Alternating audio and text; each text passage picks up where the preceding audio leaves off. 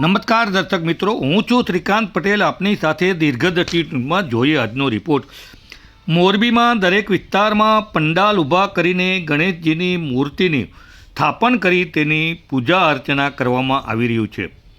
તેમાં ઉડીને આંખે વળગે તેવી એક ગણેશજીની પૂજા નજરે ચડી છે, જેમાં 7 થી 11 વર્ષની બાળ સહજ માનસ ધરાવતી બાળાઓએ ઘરની રમતની જેમ ગણપતિની મૂર્તિની સ્થાપના કરી છે અને દરરોજ તેમની પૂજા અને આરતી કરવામાં આવે છે.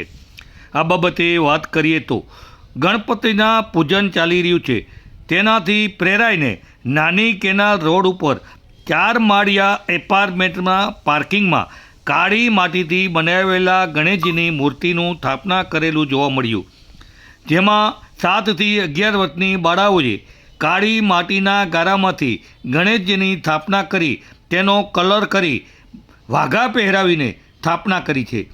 દરરોજ સાંજે તેમની આરતી અને પૂજા કરવામાં આવે છે. દરરોજ એક બાળાનો વારો હોય છે, તે પૂજાની બધી સામગ્રી લઈને આવે છે અને પૂજા કરે છે. બાદ ચોકલેટની પ્રસાદી ધરાવી અને વેચે છે.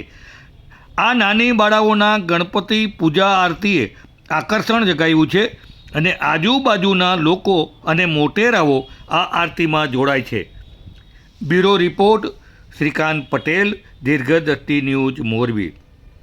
અવનવા ન્યૂઝ જોવા માટે અમારી આ ચેનલને લાઈક કરો, શેર કરો અને સબસ્ક્રાઈબ તો જરૂર કરો. જોતા રહો દીર્ઘદ્રષ્ટિ ન્યૂઝ, મોરબી.